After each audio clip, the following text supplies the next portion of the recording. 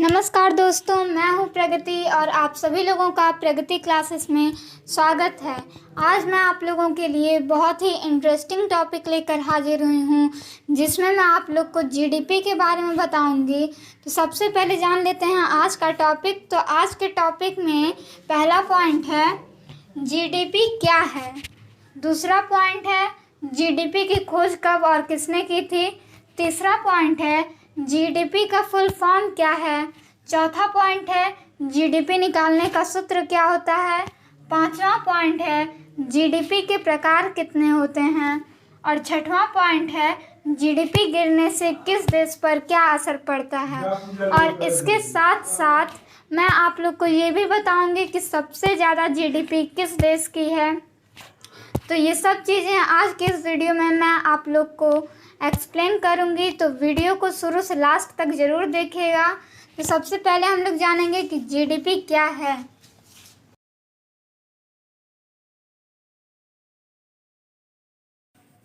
तो मैं आप लोग को सबसे सरल शब्दों में बताती हूँ कि जीडीपी क्या है। तो किसी भी देश की अर्थव्यवस्था के विकास के स्तर को समझने के लिए जीडीपी का प्रयोग किया जाता है। अगर किसी भी देश की जीडीपी अच्छी होती है तो उस देश की अर्थव्यवस्था को भी अच्छा माना जाता है।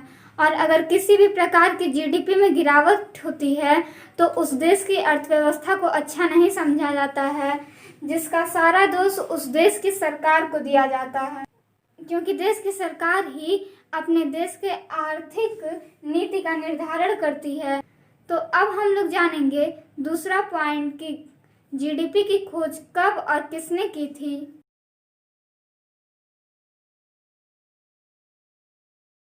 तो दोस्तों, जीडीपी की खोज अमेरिका के अर्थशास्त्री साइमन के द्वारा 1935 से 1944 ईस्वी के बीच में की गई थी। तो यह वह समय था जब विश्व की बड़ी बड़ी बैंकिंग संस्थाएं अपने देश के आर्थिक विकास को मापने का कार्य कर रही थीं। लेकिन तब तक कोई ऐसा तरीका नहीं अपनाया गया था जिससे कि देश के आर्थिक विकास को समझकर दूसरों को समझाया जा सके। तभी अमेरिका के अर्थशास्त्री साइमन ने अमेरिका की संसद, जिसे कि कांग्रेस कहा जाता है, तो उन्होंने अमेरिका की संसद में जीडीपी शब्द का सबसे पहले प्रयोग किया था तथा इसके पक्ष में कई तर्क भी दिए थे, जिससे कि बहुत लोग सहमत भी हुए थे। और उसी के बाद IMF, जिसे कि अंतर्राष्ट्रीय मुद्रा कोष, इंटरनेशनल मॉनेटरी फंड भी कहा जाता है, वो एक संस्था है IMF, जो कि देश के आर्थिक विकास के ऊपर नज़र रखती है। उसने भी जीडीपी शब्द का प्रयोग करना शुरू कर दिया था, IMF ने। और उसी के बाद कई देश भी जीडीपी शब्द का प्रयोग करना शुरू कर दिए थे अपने देश के आर्थिक विकास को मापने के लिए। चौथा पॉइंट है जीडीपी का फुल फॉर्म क्या है।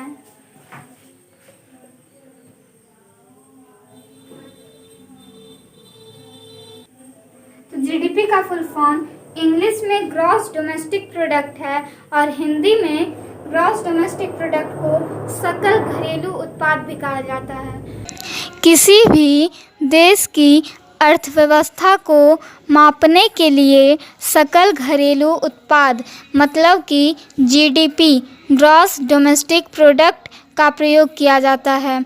इसको इस प्रकार समझा जा सकता है कि किसी भी देश की सीमा रेखा के अंदर उत्पादित वस्तु और सेवा का बाजार में मूल्य कितना है।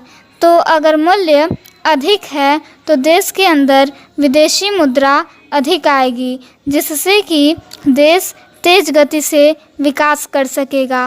और यदि उत्पादित वस्तु और सेवा का मूल्य कम है तो देश के अंदर विदेशी मुद्रा कम आएगी, जिससे कि देश की आर्थिक स्थिति सही नहीं है। अब हम लोग नेक्स्ट पॉइंट की ओर आगे बढ़ते हैं।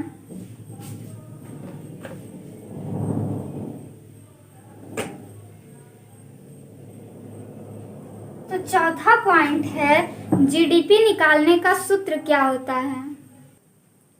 जीडीपी निकालने का सूत्र होता है निजी खपत प्लस सकल निवेश प्लस सरकारी निवेश प्लस सरकारी खर्च प्लस ब्रैकेट में निर्यात माइनस आयात, जिसको जीडीपी डिफ्लेटर भी कहा जाता है, और इंग्लिश में सी प्लस आई प्लस जी प्लस ब्रैकेट में एक्स माइनस एम। सी मतलब कंजम्पशन, जिसे निजी खपत कहा जाता है। आई मतलब ग्रॉस इन्वेस्टमेंट, जिसे सकल निवेश कहा जाता है। जी मतलब गवर्नमेंट इन्वेस्टमेंट, मतलब कि सरकारी खर्च, और प्लस एक्स माइनस एम आयात निर्यात, एक्सपोर्ट माइनस इंपोर्ट। तो इन सभी को जोड़ने पर जीडीपी निकल के आता है। पांचवा पॉइंट है जीडीपी के प्रकार कितने होते हैं। जीडीपी दो प्रकार की होती है।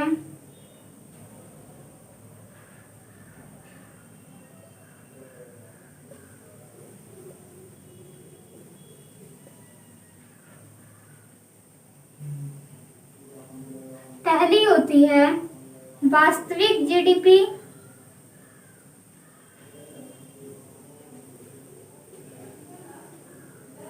और दूसरी होती है अवास्तविक जीडीपी।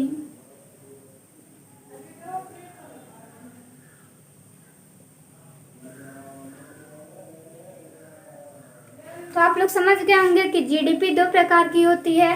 पहली होती है वास्तविक जीडीपी और दूसरी होती है अवास्तविक जीडीपी। अब हम लोग जानेंगे कि वास्तविक जीडीपी और अवास्तविक जीडीपी क्या होती है। तो वास्तविक जीडीपी देश की जीडीपी निकालने के लिए एक आधार वर्ष का निर्धारण किया जाता है। इसमें वस्तुओं और सेवाओं के मूल्य को फिक्स माना जाता है, और इस प्रकार के जीडीपी को ही वास्तविक जीडीपी कहा जाता है।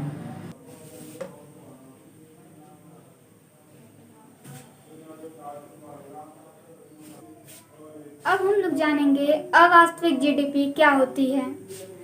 तो किसी देश की जीडीपी निकालने के लिए वर्तमान बाजार के कीमत को आधार माना जाता है।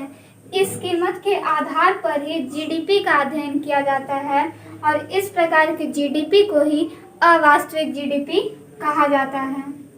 तो अब हम लोग जानेंगे कि जीडीपी में कौन सा देश किस नंबर पर आता है। तो सबसे पहले नंबर पर अमेरिका आता है, जिसका जीडीपी 20.5 ट्रिलियन डॉलर है। दूसरे नंबर पर चीन आता है, जिसकी जीडीपी 13.6 ट्रिलियन डॉलर है।